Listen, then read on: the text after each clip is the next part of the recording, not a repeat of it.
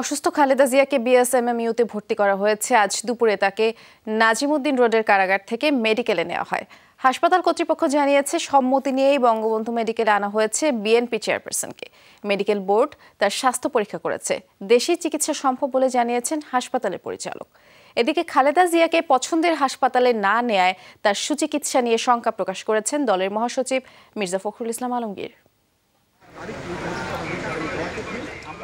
সোমবার বেলা 12:15টার দিকে নাজিমউদ্দিন রোডের পুরাতন কারাগার থেকে বঙ্গবন্ধু শেখ মুজিব মেডিকেল বিশ্ববিদ্যালয় হাসপাতালে রওনা দেয় খালেদা জিয়ার গাড়িবহর। এ সময় ছিল কড়া নিরাপত্তা ব্যবস্থা। অল্প সময়েই খালেদা জিয়ার গাড়ি পৌঁছায় বঙ্গবন্ধু মেডিকেলে। কারা কর্তৃপক্ষ আগেই প্রয়োজনীয় জিনিসপত্র পাঠিয়ে দেন হাসপাতালে। আগে থেকে প্রস্তুত ছিল নির্দিষ্ট কেবিন।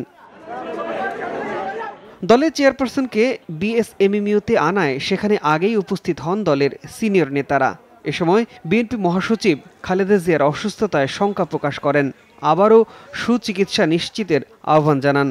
অত্যন্ত উদ্বিগ্ন, শঙ্কিত, এবং আমরা সেই জন্যই বারবার করে বলছি যে তাকে উন্নত চিকিৎসার জন্য তাকে অবশ্যই বিশেষায়িত হাসপাতালে পাঠানো হোক। সেখানে তার সিদ্ধান্ত নেওয়া যেতে পারে তার স্বাস্থ্যের ট্রিটমেন্টটা কীভাবে হচ্ছে। আজকে আমরা আশা করব যে আজকে সরকার চেষ্টা করবেন যে এখানে সর্বোচ্চ চিকিৎসা তাকে যেন দেওয়া সম্ভব হয়, এবং একই সঙ্গে তাকে সবচেয়ে একটা ভালো পরিবেশ যেন তৈরি করা হয়। পরে হাসপাতালের পরিচালক জানান, বিএনপি চেয়ারপারসনকে 5 সদস্যের মেডিকেল বোর্ড স্বাস্থ্যের পরীক্ষা নিরীক্ষা করে চিকিৎসা দিয়েছেন। পেইনটা ওনার বেশি এখন পায়ের মধ্যে ব্যথা, পায়ে এবং হাতে ওনার ব্যথা আছে, জয়েন্টে ব্যথা, পায়ের জয়েন্টে এবং হাতের জয়েন্টে।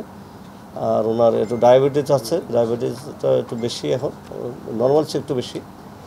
আর উনি একটু দুর্বল আছেন, আর ওনার ঘুম কম হচ্ছে, এগুলোই ছিল ওনার সমস্যা। হাসপাতাল প্রাঙ্গণে বিএনপির বিপুল সংখ্যক নেতাকর্মী খালেদা জিয়ার মুক্তির দাবিতে স্লোগান দেন। শাহাদাত হোসেন, যমুনা নিউজ, ঢাকা।